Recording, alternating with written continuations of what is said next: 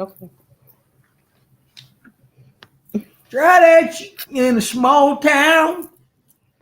Around here, it ain't gonna go down. Whatever. That's not what it says, but anyway. Something like Okay. that. Yeah. Really? You're Good. the host. Oh, I thought you wanted to start. Okay, well, all right. So It's your show. we're supposed to do our show on Wednesday, Which we are. which we are gonna do is still on Wednesday. So Wednesday, what time did we say? I don't know. 8:30. Wednesday at 8:30. But we wanted to touch base because we did start reading our book. Remember, we told you we were gonna read this book, Becoming Married, Staying Married. Yes. We started reading it. It was kind of interesting. It has some interesting points in it that we wanted to just go over real quick. But you had some questions, right? Yeah. That so basically I had a question. he had a question, but basically what we're gonna do, or what we hope to do, is we're gonna read this book together, and it has like questions in here that you answer as a Show couple, the book again. Just as a married couple. So it has questions after each chapter that it asks you to kind of reflect on. But we're also writing down our own questions in addition to the ones at the end of each chapter that we want to discuss with each other and perhaps discuss with you all. And I'm gonna tell y'all something. You think I should say that? I'm gonna say it anyway. Oh I Lord. dislike reading. I've never, like, I don't say never. I probably read like Green Eggs and Ham or something, but I don't read books. I don't read books like that. So after I say this, we're gonna go into it. Hi, Phyllis. Go I ahead. normally I mean, this is something that I decided that we're gonna do. That's on our vision board. And to me, it's a big part of having a successful and healthy marriage as well. Lou, I mean, I don't like reading, but my wife said it's something that she would like to do, so I'm going to do it. And I actually like it. Actually, starting this book off. So, and one thing I'm gonna go right into it. One thing that my question is, one thing my question is I want to ask, and it's a personal question. We had talked about before we started reading this was marital counseling and stuff like that. So I wanted to ask you if we would have went to marital counseling or had the counseling before Uh-huh. we got married, would you still with the issues that I have and had and things like that and learning my past, Mm-hmm. would you have still married me, or would we have? Or do you think we would have waited longer? I think we probably would have waited longer. Because actually, I don't know. I think a lot of things that probably would have come up in premarital counseling, we kind of discussed a little bit anyway. I think maybe we got more in depth to it, and I don't know what. I think it would have been a longer process because some of that stuff we probably would have been more apt to work on or kind of deal with before getting married, if that makes sense. Or we'd been more in the process of Yeah. trying to deal with it or understand it better. For example, like even with us in the communication aspect, and we've talked about that before, like how we communicate kind of differently. So I think we probably would have spent more time working on that before we'd actually got married. And if I'm not mistaken, somewhere in here, I think I read. That's what I was trying to look for. It said that maybe your partner should know everything about you. Do you think that's true? Well, yeah, because Or your past, rather? from what I'm getting from what he's understanding is that you're supposed to tell them stuff, right? Your partner like stuff from your past, things that you fear telling them, because that could actually make a difference. But he did say you don't have to tell them absolutely everything. So I'm thinking what he means by the absolutely everything, and hopefully he gets more into that later on, is that he's talking about like stuff that's not going to have an impact on that wouldn't have an impact on the marriage. Do you get what I'm saying? Like, I guess I don't know if you did something in the past that when I was 5 and stole a candy bar. I don't know if that's gonna really have a big impact now. You know what I'm saying? So I think he was talking about stuff like that. But I think the things that could come back and impact the marriage is definitely things that you do talk about beforehand. Okay. And then I seen something else, and again, I don't like reading, and for me to see this, it was kind of in keeping in my mind was kind of interesting. They said they did a research where 55% of Mm-hmm. white people Mm-hmm. were married versus 31% of African Americans. And I would like to know. Well, I think I have an idea, but why do you think that's such a disparity in those numbers? I don't know. I think one of the reasons, um, I Well, don't know. I before, don't know. I really think that when it comes to communication, the black and female relationship right now is very unhealthy, very. and there's a Well, I lot think of issues with communication, and I I think think that's that's men one and of the women as well, but I think it's more prevalent in the black community. yeah, I think so too.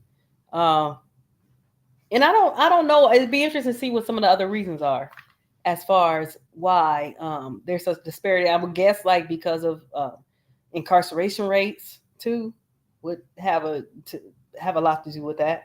Because if you have black people being incarcerated at a higher rate than white people, Well, then yeah, of course that yeah. would play a role.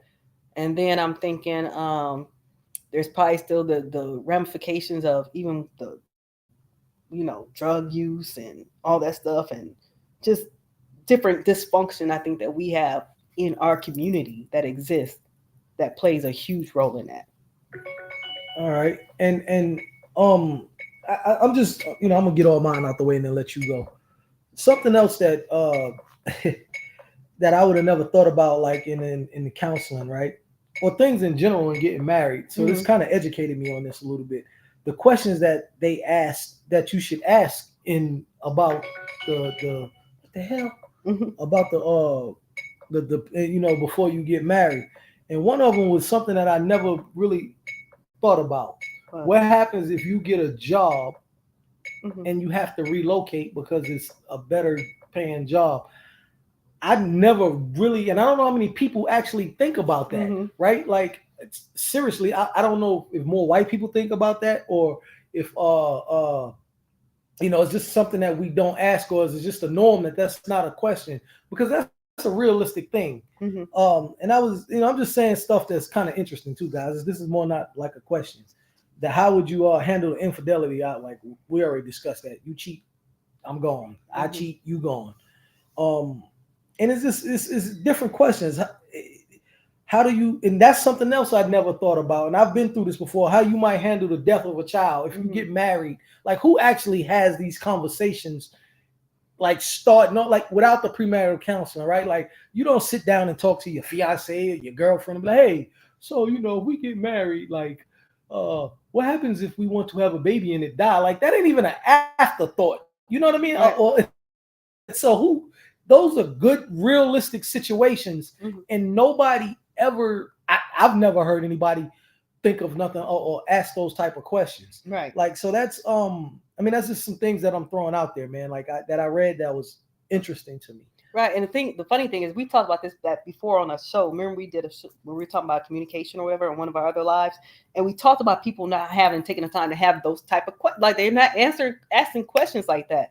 Ours is more like you're not asking questions about how they feel about pets. But you're not asking in-depth questions that could actually play a role in your marriage. And yes, I've heard that there have been people who went to premarital counseling. Once they went to premarital counseling, it was like, look, we probably shouldn't be getting married. Yeah, right. And I mean, it's not necessarily a bad thing because they realize that there are just some things that they probably maybe couldn't deal with. And that's better than somebody getting married and divorced, I think. Absolutely. Or trying to pretend like you can work through some stuff that you really can't work through. Because that becomes an issue. Because when you come to me, if you come to the point of saying you want to marry somebody, and this is the new Jermaine, this ain't the old Jermaine.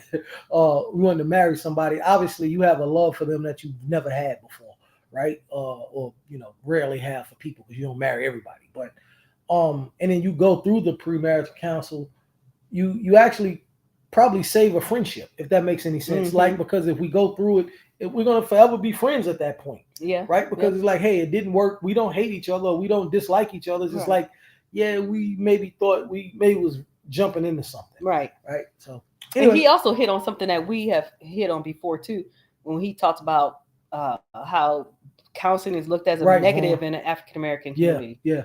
And I was one that looked at counseling, there's something wrong and blah blah. Because like we see a counselor every week, but it's not necessarily because anything's wrong, but it's like it's important to be able to have an objective person, even for even those small discussions that we may be having, or maybe have something to deal with and we don't even know how to go about doing it, to have someone that's objectively looking at it with us and saying, okay, yeah, that's the route you should go. And then it helps to ward off anything else that may come up, or at least gives you the tools to deal with other issues that could potentially come up in your marriage. I'm like I said, I am the one that's one of the people in the Black community that looked at counseling, not just marital counseling, but any kind of counseling. Like I try to work. I've tried my whole life and worked through things my whole, my life by myself, and tried to go through prayer. But I can say it has helped a little bit. Now I don't know if this is you gonna like this, but a lot of times I think I told you this though. I disagree with the counselor sometimes. Like her and the counselor be on the same page, and I disagree. But it's still it's like, I mean, and our counselor is cool because she hits on the intellectual level that she's on, which is way up there, and then the things that she's been through. I can rationalize and have in common with her as well. So, but it actually does help. It really does help. And I was against it at first. It was like pulling teeth, trying to get me to do it. And then one day I sat down and started talking to her. I was like, oh, well, hey, this kind of feels good to talk to somebody. Right. You know what I mean? So it does help, but very much so. So it's very interesting. And that's just the introduction part that we read, because he brings up a lot of good points about the importance of counseling. One other thing that he talked about was that each couple have a couple personality. Did you see that? Yeah, I did. What do you think our couple personality is? Because he talked about, that's what he's talking about, why did I get married? And he was talking about how the one people have the fighting couple personality, and other I was thinking about. I think we're a little bit of a mixture of the. Well, I don't want to say fighting. We have, well, sometimes, but we have heated debates, right? But we're not the couple that's out in public doing it. That's yeah, more so I think the couple bedroom. Personalities, like what he means, like we're showing everybody else. Yeah, that's what I'm saying. So it's what we try to portray on this is a positive thing, which and give y'all a little bit of our lives and let you know we're not perfect as well. So I don't know. It's a mixture of them to me, though. You don't think? Mm-hmm. I don't know if I think the mixture really. So what do you think? When people look at us, what they see as far as our couple personality, I mean, probably the goofy love ball. Yeah, that's what I was gonna say. I was gonna say they definitely see the love and because she always I don't know how you put up with him. Like she literally gets that a lot. So right, yeah. So I think we portray it ain't necessarily a portraying. I mean, it is, but it's just who we are. A fun loving. What else? Help me out. You the woman with the education. What? Fun loving, like atmosphere. We just throw off that aura because, like I said, like we said early on, the whole purpose of us talking, it don't matter if it's 1 or 30 people. We can help one couple or one person become better in a relationship. I think we did what maybe God wanted us to do, right, and what we set out to do. If it wasn't, I don't think it is God plan if we actually put it out there, but because it's too much negativity, like we were saying, in the world when it comes to marriage and love. Now everybody marriage work different, but whatever works for you guys. But that's just what we try to portray. And that's what he was talking about too in here, about how marriage is a ministry for the community. Yeah, marriage is a ministry for the community. It's to help the community see that you can have healthy marriages, and they survive, and they actually serve as a ministry to others. If more and more people see healthy marriage, especially in our community, African American community that are thriving, where you don't have the BS of he was across town with some other woman, all that type of stuff is non-existent, then it does give people something to look forward to and more hope with regards to marriage. Because I think actually, like Vaughn, you said, it's something more about something that's in it for them. But I don't know. I also think that an issue with a lot of people in the African American community is this fear that if they get married, something's going to happen. Like somebody's going to cheat. It's going to end. It's not going to last forever. So I think that's a real fear. I know it's a fear across all communities, but I think more so in the Black community, because I don't know if I've ever heard, maybe just because I'm not engrossed in it like that, but I don't know if I've ever heard of other cultures actually talk about, well, back in the day, so and so had a whole nother family on the, like that's something that's prevalent in the African American community. And so I think that maybe some of the fear too is like, okay, yeah, but nobody wants to deal with infidelity and things like that, right? These days anyway, when they don't have to. Right. So anyway, what's your question for me? Or questions? Okay, so that was one of them about the couple personality. Oh. And then the other one was where he talked about like getting so caught up where we don't recognize other perspectives. So do you think we get so caught up that we do not recognize other perspectives or approaches or opinions? You talking about from other people or us in general? Us in general with each other. I don't know if we've had this conversation off of this plenty of times. I don't know if we get so caught up. I'm gonna speak for me.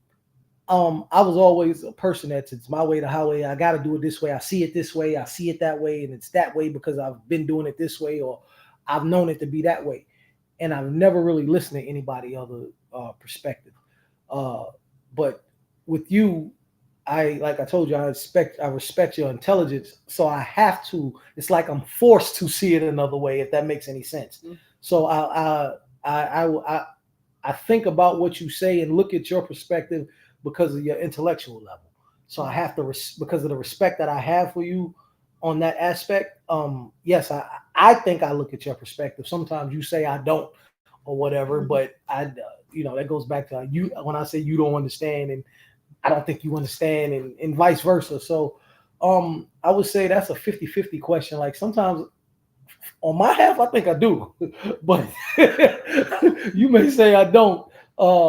But I think so that's a 50-50 thing. I think I'll say this. Sometimes yes and sometimes no. Mm-hmm. Okay, because I know I still have my ways. If you say this, and sometimes if depending on the moment, if I'm upset, I'm not going to see it no other way. Right. So if that's the case, then yes. Okay. Joy said, I think I'm right about everything. See, that ain't see, that's what I'm talking about. I think that's her too, by the way. That is not me. I don't say I'm right about everything. I don't do that. I don't. I'm very. Do I need to call our daughter in? I am passionate about what I say, but I don't think I'm right about everything. And I agree. I think you do. You do a great job of actually trying to see things from another different perspective. I think, in my opinion, you do. Like Jermaine said that we're always disagreeing about everything. Yeah, that hurts the hell out of me. And I said I was going to start documenting when we have conversations. And see, I just agree with you on your perspective, right? So I said I'm going to start documenting because he, for some reason, tends to focus on that. But it'd be like a million things that we've agreed on, whether it's small or big.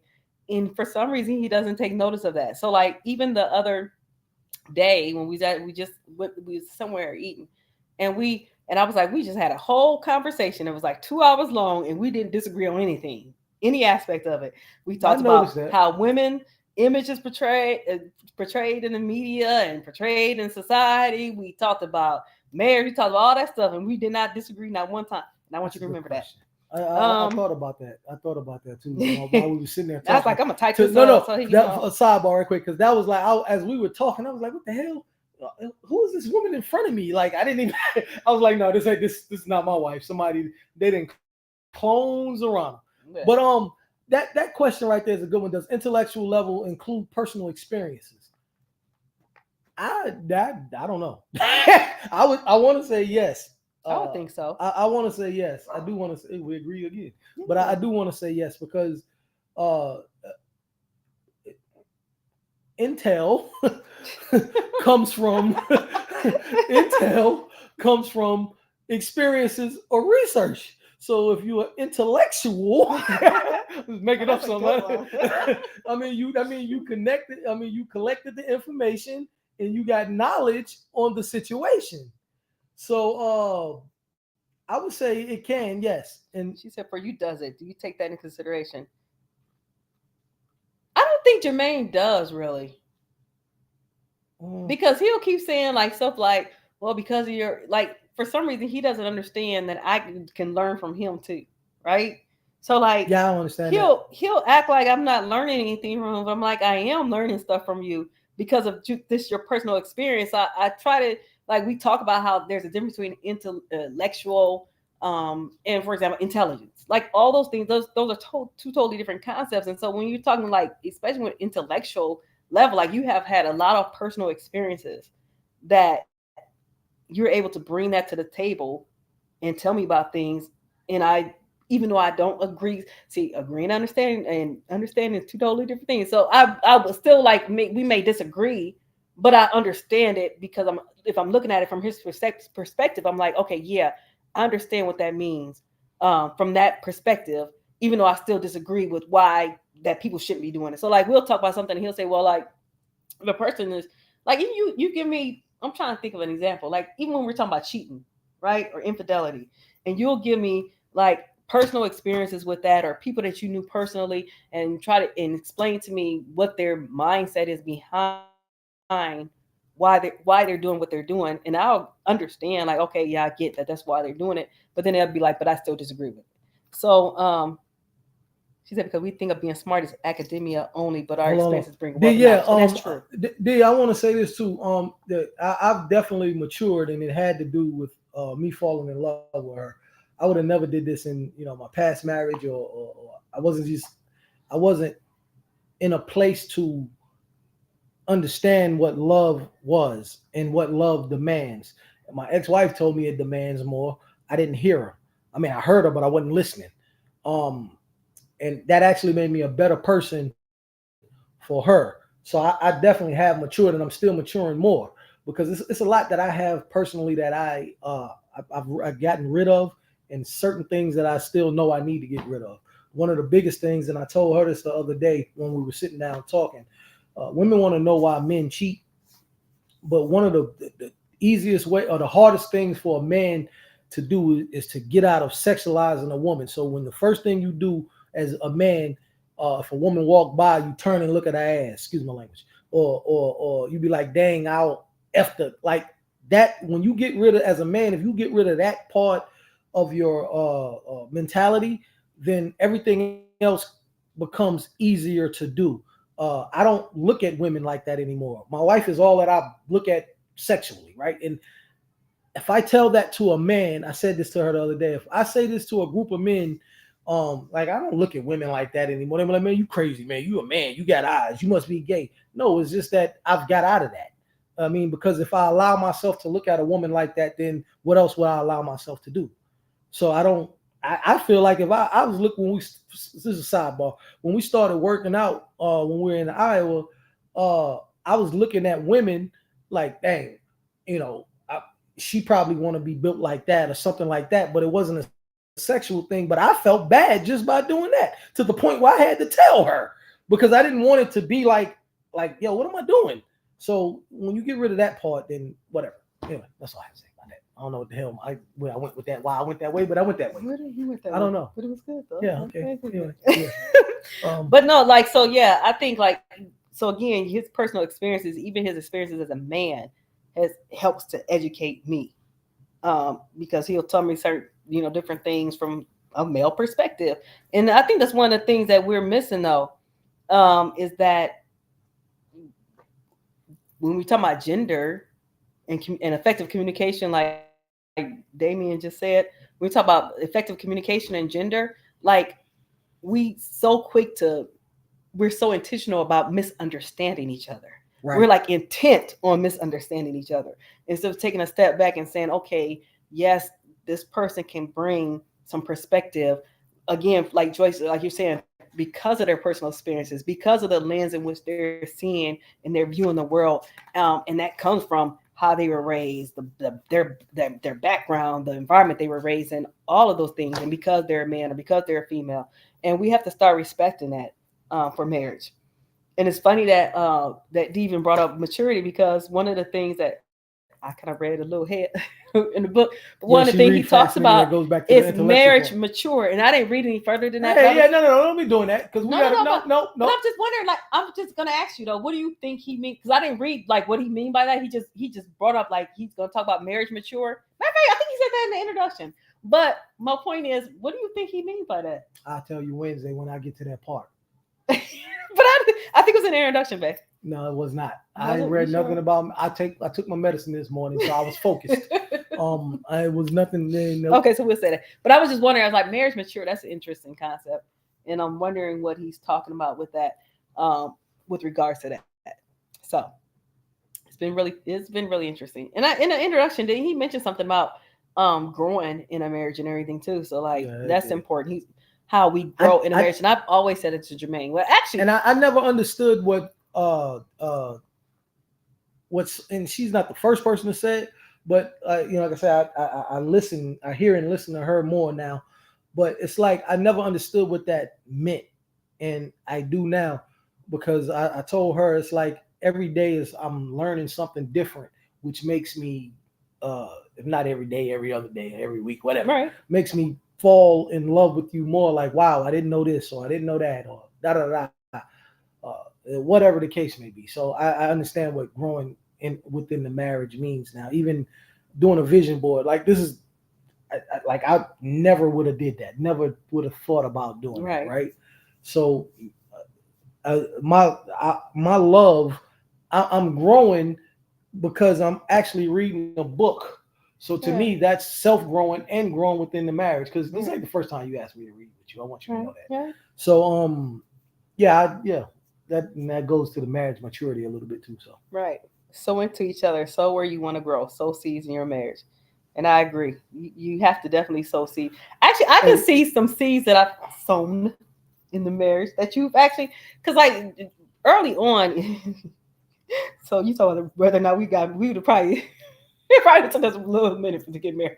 We went to premarital counseling. Because early on, like it was just certain things that I would say to Jermaine about marriage, because we've both been married before, but I was in more of a traditional marriage, I think, than Jermaine was for his first marriage, right?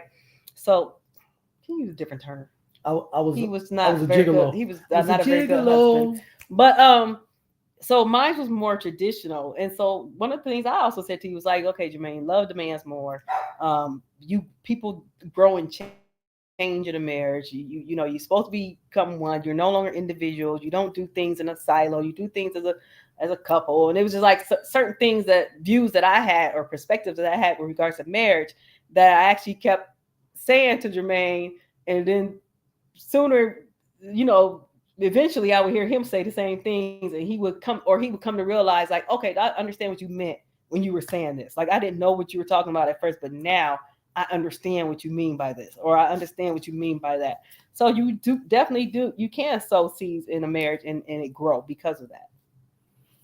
And Joyce, men don't hate you. If this is,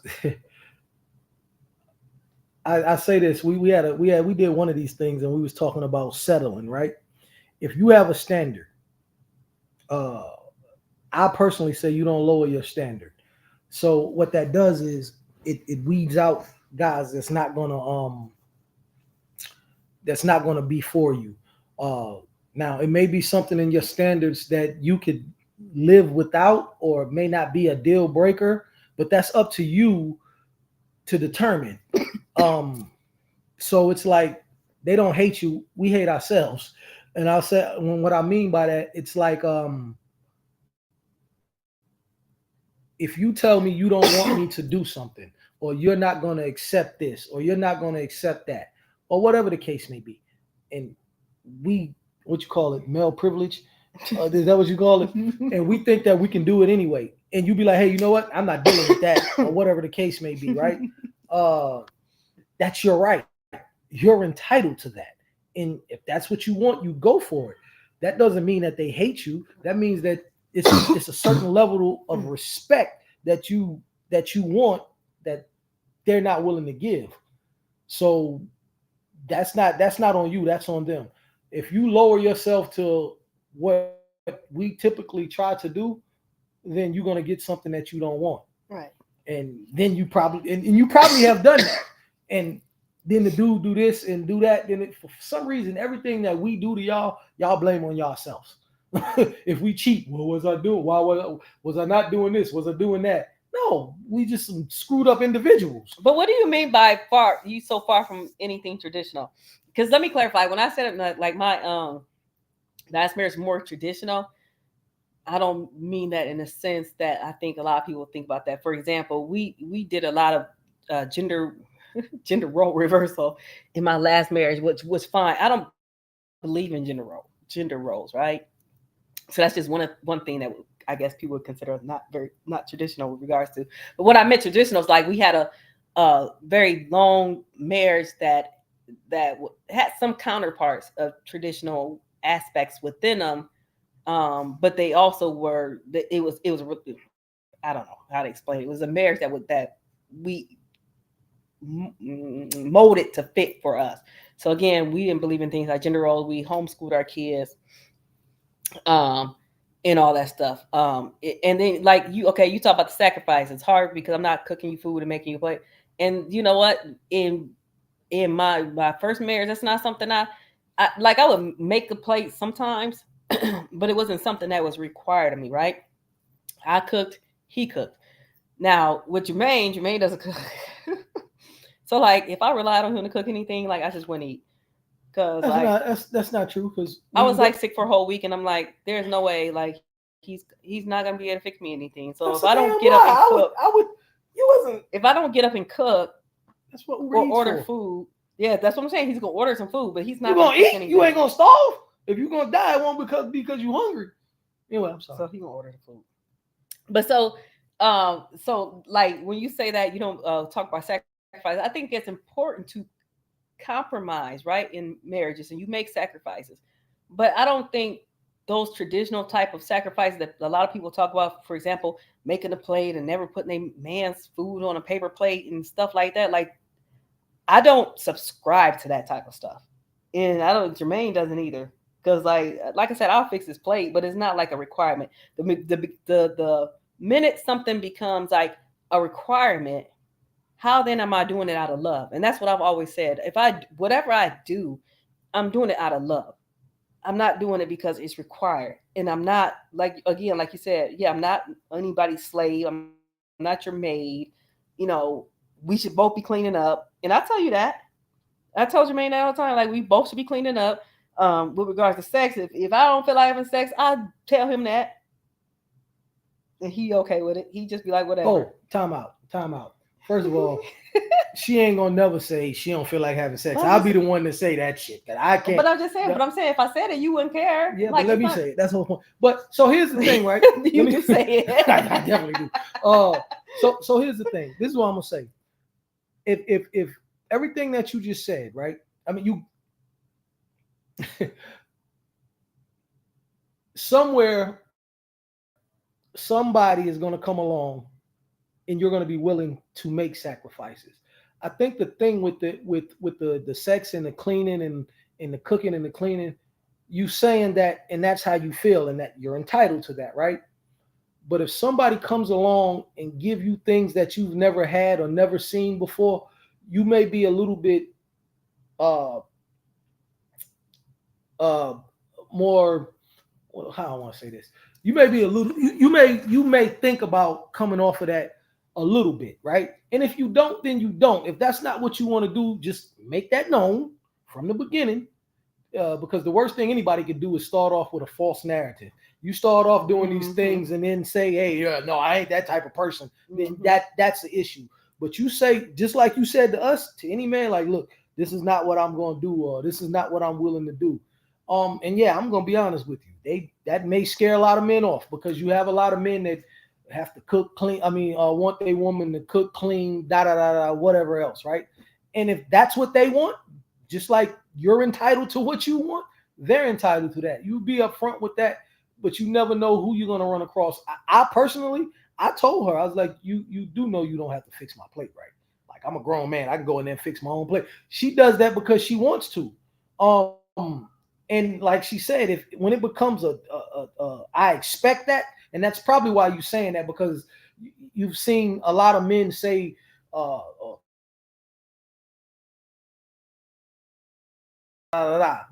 you go find a woman that's gonna do it. But that's probably why you're saying that. All men not like that. I personally don't need all that, right? All I need her to do is love me and let me know, and she does a great job at that. Everything else I can come up with. I can figure out. Like, and I do more things of his plate now than I've even done in the past. And the main reason because I be like, because we've been doing the keto stuff, and I'm like, okay, if I don't fix his plate, he gonna eat the wrong. Yeah, like if I cook two dishes, like I cook a keto meal like and then one for the and he'll just go get the stuff that's eat, not keto. And I'm like, okay, let me fix his plate because if I don't, he gonna just eat whatever he's not supposed to eat. So that's that's part of the reason. I do it out of love too, sometimes, but I don't feel obligated to do that. And again, even in my first marriage, like we were traditional, like I said, in a sense as far as, you know, respecting our marriage and believing that love demands more and believing in not cheating. So those foundational things and believing that God was the head, but it was not in that marriage nor in this one. Oh, well, someone has to clean all the time. Someone has to make all the money. Someone has to do. No, that's not how we operate because we're one. So we going to do what we do together. We're going to move as a unit. No one is gonna feel like they being taken advantage of or being taken for granted or anything like that. Like I said, we both clean. We both do things around the house. We both provide. We both do in whatever way. He'll run the kids all over the place for me. You know, a lot of times you hear about moms doing that, running kids back and forth. No, Jermaine will run the kids to work and everything else for me. So we do that.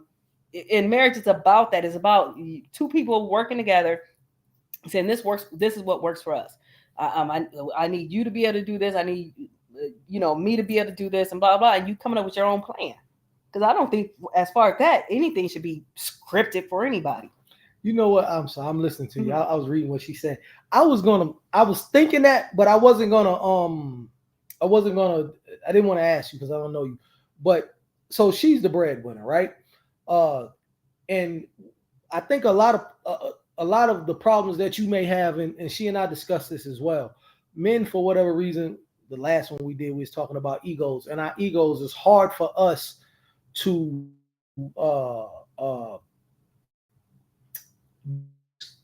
more money than us. I've never really been that type of problem. I mean, that type of issue, because I've always made more money than every woman that I've dealt with, and I was tired of doing that anyway. So when I found out she made more than me, that was a relief, right? But what happens with that is because you're the breadwinner, and that she sounds like what I said, and I'm not being disrespectful, when it's certain things that the person that it pays the cost to be the boss, when I say that, right? So it sounds like it's like because she's the breadwinner, like you to an extent, if things go this way, she has to fix it from the financial aspect. And a lot of guys can't take that for whatever reason. I don't know why, because it's, to me, what I've always thought, if my wife is winning or the person that I'm with, before I got married, is winning, and I'm winning, right? So I never really had that problem. But a lot of guys have a problem with that. And what she has done, and I didn't really necessarily needed it, she reassured me, like, this is us. It ain't just me. It's us. Like, her money is my money and vice versa, right? It didn't matter if she made XYZ and I made XYZ, because it's for the betterment of us, right? But with that, in order for her to feel like that, I think that she had to understand that I'm not trying to take advantage of her. I'm not trying to use her for anything or things like that. It's a process to get that to that level. But if you find somebody that's really into you and really want to be with you, I'm not gonna promise, because I'm no dang on counselor, but I think you'll bag off of that, because once it's genuine and it's genuine, and listen, I was one of those guys that came with a lot of BS, not to her, but with women. So I could have been one of them guys that met you and be like, oh, she got a little something, I'm gonna do this, I'm gonna try to get over, I'm gonna try to right? You're gonna have those guys. And I'm sorry we're like that, or guys out there. I'm not like that anymore, but guys are out there that's like that. But it'll be one that's willing to go above and beyond to prove that they're not like that.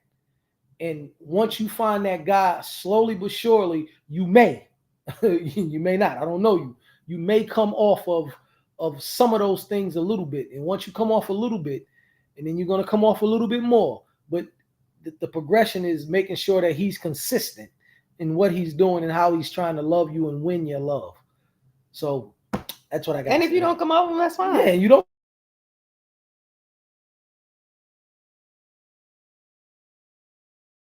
But like Antonio said, like he loves to wash dishes and it's a partnership. What needs to be done will get done. It don't matter who do it. She win, Yep. we win, I win, we win, yeah, and that's absolutely. the truth. That That's like what I say. Yep.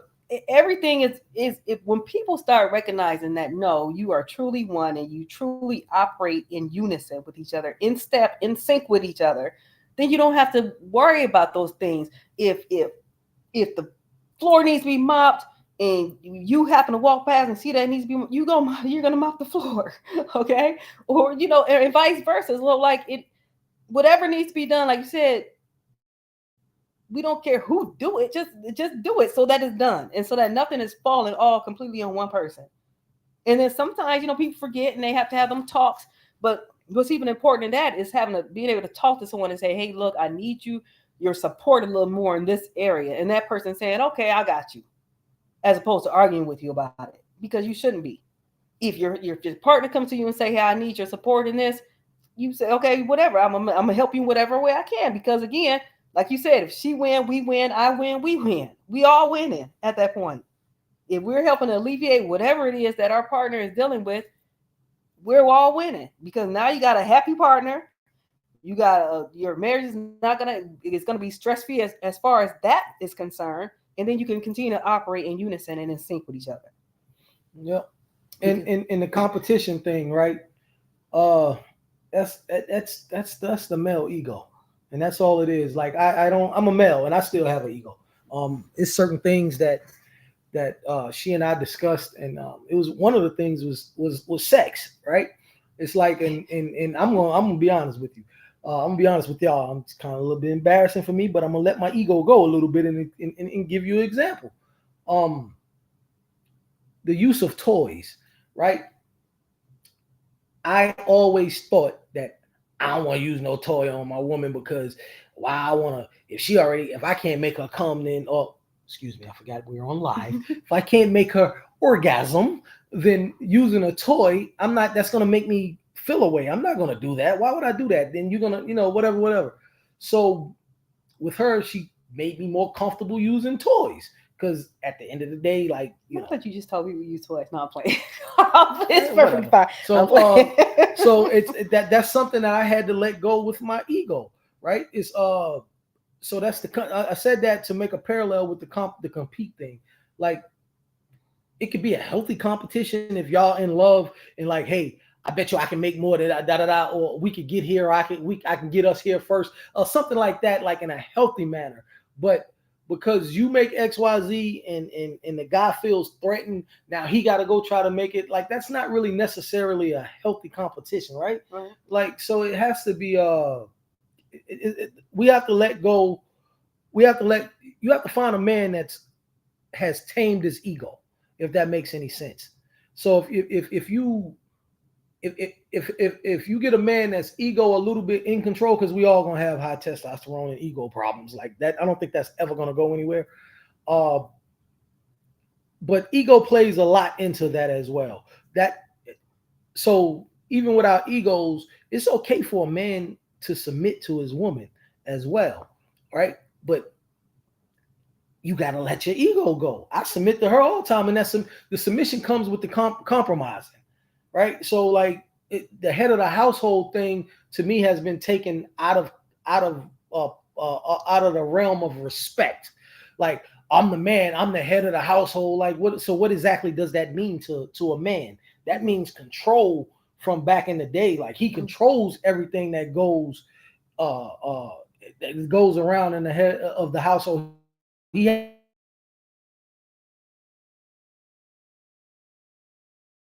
together. It is. I'm the head of the household, but you know what the head of the household means to me? That I keep everybody in here safe. Like, if somebody come in, I'm going to protect my family with my life. Other than that, everything else, decision-wise and everything, yeah, and she may do something that I may not agree with, like spending $3,000 on 2 dogs that we don't have. But first of all, it's okay. Like she talked to me about it. Ain't like she just went out and did it. So it's okay. Like I may do something that she don't like. I'm going to discuss it with her, but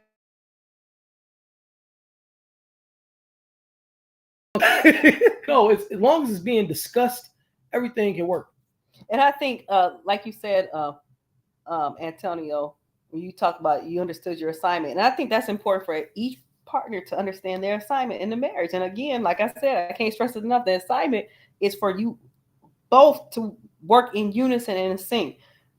I can like and it's funny because we kind of, I used to say before, like you should be tripping over each other, trying to give each other this or trying to make each other happy. Like couples should be tripping over each other trying to do it right.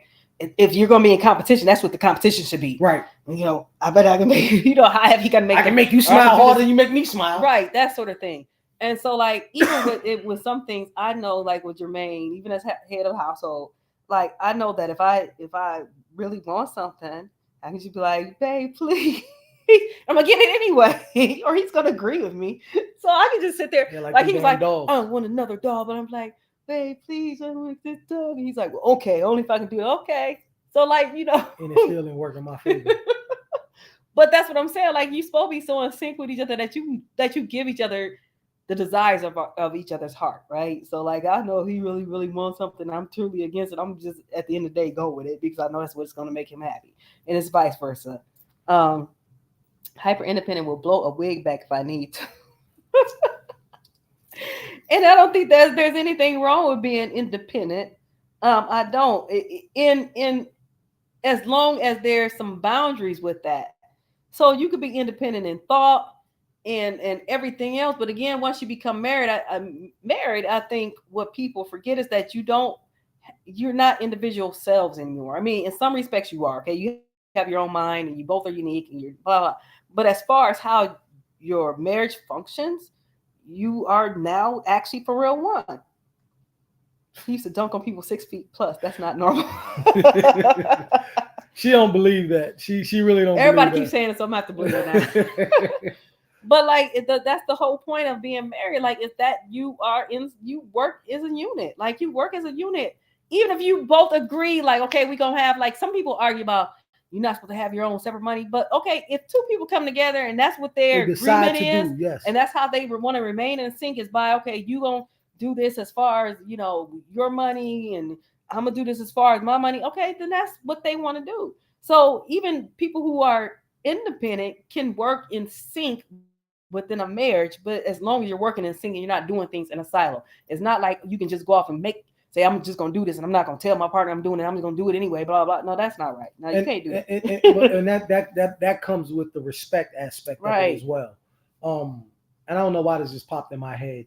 And this ain't got nothing to do with what we was talking about, but I want to say something. When you find someone and money is not an object and you can do things and money don't mean anything. And I don't know why this popped in my head. I'm sorry. But it was two things that just happened to us this summer, right? And this is totally off subject or whatever. And this is how I know I'll be with this woman forever. We went to where's that concert at? Well, up in Concord, when we was in that open field. Now we done been to Puerto Rico, cruises, Miami, shark fishing, and everything, right? Spent a whole lot of money in Miami the first time we went, and just sitting out in that field, listening to 90s R&B hip hop with them people performing in 100-degree weather, sitting beside her was one of the best times that I've had with her. And that's what she's talking about, being in sync. She told me when we first met, she always wanted to go on a picnic. So leading up to our, what we call it, ceremonial anniversary, we got a little park over here. I did a whole little thing and told her to take a lunch break and told her the car was broke, and she came over there and we had a picnic, right? So didn't cost nothing. It cost me $10 to get the little tray or whatever. And we sat out there, laughed, talked, and she had tears in her eyes the whole time. You have somebody out there, Joyce, that's willing to do whatever it is to fit in your world. And if I say anything, if I want to say anything, when that person comes along, you will know it. And you won't have a choice but to let go and try to come into their world a little bit, because that love that you will feel will be overwhelming. And you can sit there and say, like, I'm this, I'm that, I'm this, I'm that. But it's somebody somewhere, maybe in Africa, the damn Spain, somewhere in this world, that's gonna come and be like, wow, I want to be everything you want me to be. And when they give you that and show you that, you'll give them something in return. And if it, like, nobody's unless you're just a mean ass person. And I don't know, you don't think you're mean because you're here, right? So like, you'll be willing to give back something. You understand what I'm saying? And he knows because of his personal experience. I Yeah, mean, like, because Jermaine was like totally different person, even from what he tells me. Actually, from what I encountered when I went around when we first started dating, and he would take me around some of his old associates. And some of the things that they would say was kind of let me know, like, okay, this dude was totally different than before. But one of the things Jermaine has always said and continues to say is like, well, you forced me to love you. And he doesn't mean like I forced him. Like I was like, you told me, yeah, characteristic personality, it forced him to fall in love. That's why he fell in love with me. That's why he continues to love me. That's why he tells me every day, like, every day I fall deeper in love with you. And that's why, because of that. And it's things that I've never did, like, and I'm gonna say this because I keep talking about how bad I was in my last marriage. My last wife was a great woman, like the soul of Jesus Christ, right? Like, she's a great woman. Everything was on me, so I can own that, right? But it's things for her, it's things that I didn't do for her and wouldn't have thought about doing, didn't even know how to do, that I try to do for her, right? So, and it's just because she's that dope of an individual. Or to me, she is anyway. I don't care. Like, all the dudes, her ex-husband and other dudes she's dealing with, I thank them for not marrying her. I appreciate it. I need to shake all their hands. That's appreciate it. Like, it worked for me. You know what I mean? So, that's I said we wasn't gonna do number 20 minutes, but we hit the hour anyway, didn't we? Right. Yeah. Yeah. But yeah, that's important. And yeah, travel more, Joyce, because definitely there's somebody out there. Oh yeah, and it will be exciting. It definitely will be. It's super exciting because we both. He said this to me. Oh, this feels like my first time being married. Definitely and does. Said, like, it's weird because like it feels like a first with everything with him, and I don't even that, and that's really kind of weird even for me because like when I got married the first time, we were both young when we got married, our first marriages. No, you got married before me. You was married for like 38 years. Shut up. But like, and I grew with my ex-husband, so like we grew together. But even now, our marriage is so much more, feels like so much more in sync with each other, or I guess maybe because we're so are we compatible? Like, we're different, right? So we're definitely different. We come from two different worlds, but when we're together, we fit. So like puzzle pieces that kind of fit perfectly together. If that makes sense. Perfect part. I think it's the one where you forced to go in the hole, but it goes in and works perfectly together. So we do. That's why we can have fun and stuff like that. And like he talked about that concert thing. Like, mind you, we didn't have any drink, no liquor, no nothing. Like, we were just out there in the park listening to people, play R&B, and we were good. I was picking at people. I was laughing. We had fun. Yeah, we did. Oh, and the third thing it was when we went on the cruise and on the Serenity Room, like that was just amazing too. But yeah. So yeah, we kind of we just fit. Like, I don't know, it's just hard to describe, but that's just how our relationship is. We fit. And like I said, Jermaine does a good job of, because I can be argumentative, I can be really opinionated. I'm getting better though, actually. Like I said, but he does a good. I mean, I think we both come a long way as far as communication is concerned. I agree. Like, we come a very long way. I'll take a step back sometimes, try to really make sure I'm thinking about what he's saying, or I'll perception check down to be like, okay, did you mean say that like this? Because this is how I sound. That's something else too, right? You have to. She's grown to. Like, we had an argument or whatever. We were in the car talking or something, and I got this thing, and I'll say F you, you know what I'm saying? But I'm gonna go do this. I didn't actually mean F you like F you. It was just like basically, nah, forget that, but it should work like this, right? So I didn't mean it in a derogatory way. And she got freaking mad. And I'm like, what the hell? No, you don't say F me and that. I'm like, yo, what do you? So it took a couple days to get to it, to get her to calm down and understand what I was saying. So now it's like, and I'm saying this to show the progression of us still learning each other, right? So it's like she understand what I mean now. So if I say it now, it's like she just goes off her shoulder because she know I'm not trying to be offensive. Same thing with how we talk. We both get animated. Like she has this thing about being yelled at or something like that. But like if I'm talking to you and I'm passionate about what I speak, my voice goes up, and it was interpreted as me being yelling. Or so I did this thing where I started like, no, I'm not yelling at you, right? But then I even grew more in that because it was like, okay, I shouldn't have to tell her I'm not yelling at her. Why don't you just start catching yourself and bringing it down? So I did that just because I like, okay, if you don't like being yelled at, it doesn't make sense for me to say, and I'm not yelling at you, but my voice is still up.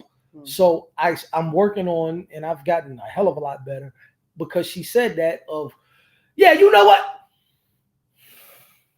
Listen, that's not what I'm saying. And I bring it back down, right? So it's like, I don't go to the I'm not yelling at you part anymore. I just automatically bring it down. And that's all part of growth.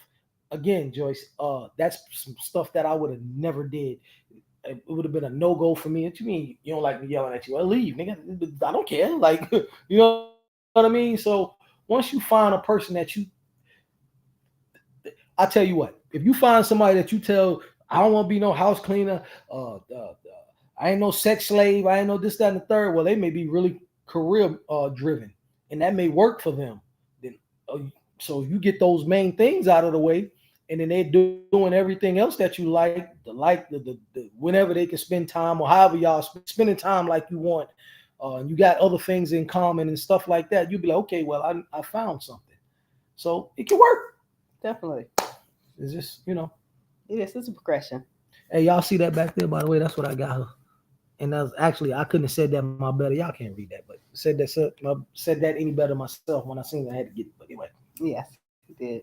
It's beautiful. That's why I hung it behind the bed. Yeah, but it's a blanket, and she hangs it on the wall. Because it's pretty. Blankets and it's purple. Blankets don't. It's blankets. Okay, then if it's just gonna be folded up, you know how I do. Yeah. So, but anyway, so we'll be back on Wednesday at 8:30. Talking about that book. We're gonna get through chapter 1, right? Yeah. He said he's gonna. Yeah, we'll do chapter. He'll get. Yeah, I don't like reading, but I just actually caught my interest, and I really don't like reading. So, but I'm gonna do chapter 1, maybe chapter 2. No, we'll do chapter 1 Wednesday, and then we'll do 2 chapters on after that. So yeah, so that's what we're gonna do. It's kind of cool. Yeah. But we're doing more of that stuff. Thank you all for tuning in, and like, share, subscribe. What other people say? Like, share, follow. Share, what all do all subscribe, that. hit the like button on our. Yeah, right. So, and again, the purpose of these things, man, is for me. We originally started it and said we wanted to put more positivity out about relationships and marriage and stuff like that. It was one guy that we did actually help. I don't want to say his name, but he actually, I think he's getting into a relationship with one of his kids' moms or something like that. But whatever, and that's all it's about, man. Of giving y'all our perspectives, how we operate. Hopefully you can take something from what we say, put it in your own form, relationship, and make it work. Love is beautiful. It is. It's work. It's work. And I always said this, and I promise you I'm going. The goal is not to get married. It's to stay married. That's the goal. Anybody can get married and get a divorce, but especially in these times, how long do people stay together? Right. So, all right. That being said, peace, love, and Africa. Good night.